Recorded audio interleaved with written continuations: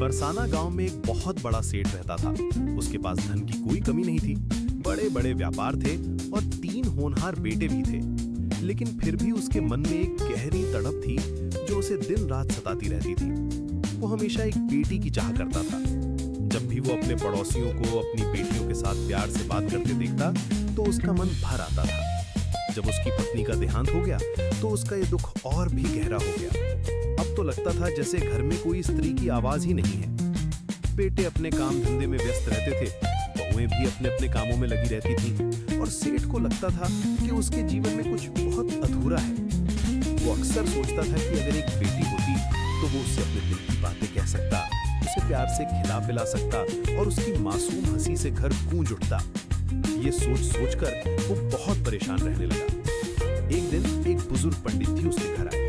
वो बहुत ज्ञानी और अनुभवी थे। सेठ ने अपना पूरा दुख उनसे कहा और बताया कि कैसे उसका मन हमेशा एक बेटी के लिए तड़पता रहता है। पंडित जी ने उसकी बात धैर्य से सुनी और फिर मुस्कुराते हुए कहा, अरे भाई, ये भी कोई परेशानी की बात है। तुम राधा रानी को अपनी बेटी मान लो।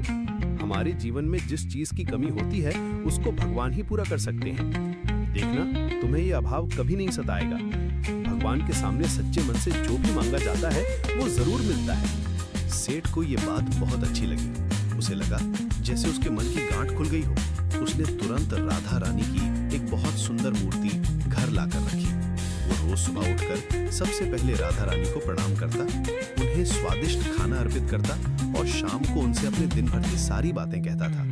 रात को सोने से पहले वो राधा रानी से कहता, बेटी, आज कैसा रहा तुम्हारा दिन? मैंने तुम्हारे लिए मिठाई लाई है। धीरे धीरे उसका राधा रानी के साथ एक बिल्कुल सच्चा और गहरा रिश्ता बन गया। वो सच में उन्हें अपनी प्यारी बेटी मानने लगा था। अब उसके घर में हमेशा खुशी का माहौल रहता था। कुछ महीने बाद एक दिन एक मनहारा यानी चूड़ी बेचने वाली औरत उसके घर आई। वो बहुत अच्छी और रंग बिरंगी चूड़ियां लेकर आई थी। उसने सेठ की तीनों बहुओं को बहुत सुंदर और चमकदार चूड़ियां पहनाई। सभी बहुएं बहुत खुश हो गई। अचानक वहां एक और लड़की आई जो बहुत ही खूबसूरत और तेजस्वी थी। उसके चेहरे पर एक अलग ही चमक थी। उसने भी बड़े प्यार से कहा, मुझे भी चूड़ियां पहना दो। मनहारन ने उसे भी बहुत प्यार से सुंदर चूड़ियां पहना दी। वो लड़की चूड़ियां पहनकर बहुत खुशी से मुस्कुराई और चली गई। जब मनहारन ने सेठ से पैसे मांगे तो उसने हिसाब लगाकर कहा, आज मैं 4 लड़कियों को चूड़ियां पहना कर आई हूँ, इसलिए 4 की चूड़ियों के पैसे दे दो। सेठ को बड़ा गुस्सा आया। उसने कहा, क्या बात कर रही हो? मेरे घर में तो केवल 3 ही बहुएं हैं। तुम गलत कह रही हो या फिर झूठ बोल रही हो? मनहारन ने बहुत समझाने की कोशिश की और कहा कि उसने सच में 4 लड़कियों को चूड़ियां पहनाई हैं, लेकिन सेठ बिल्कुल नहीं माना। उस रात सेठ सो रहा था तो उसके सपने में राधा रानी आई। वो एक छोटी बच्ची की तरह रो रही थी और बड़े दुख से कह रही थी, बाबा, तुमने चूड़ी वाले को मेरी चूड़ी के पैसे क्यों नहीं दिए? जब तुम मुझे अपनी बेटी मानते हो तो फिर तुमने मेरी चूड़ी के पैसे क्यों नहीं दिए? मैं भी तो तुम्हारी बेटी हूं ना। ये सुनकर सेठ की आंख खुल गई।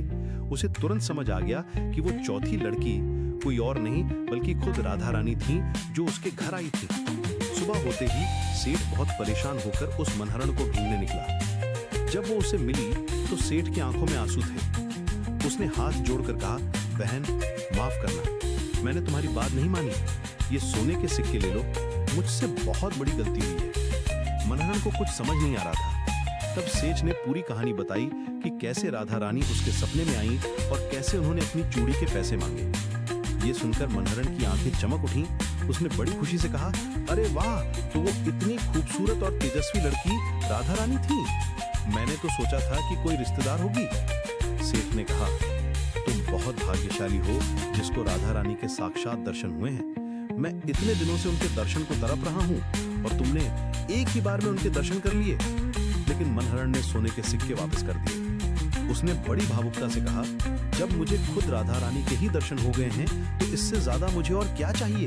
तुम्हारी वजह से मुझे राधा रानी के दर्शन हुए हैं जिससे मेरा ये जीवन धन्य और सफल हो गया। अब मुझे कुछ भी नहीं चाहिए।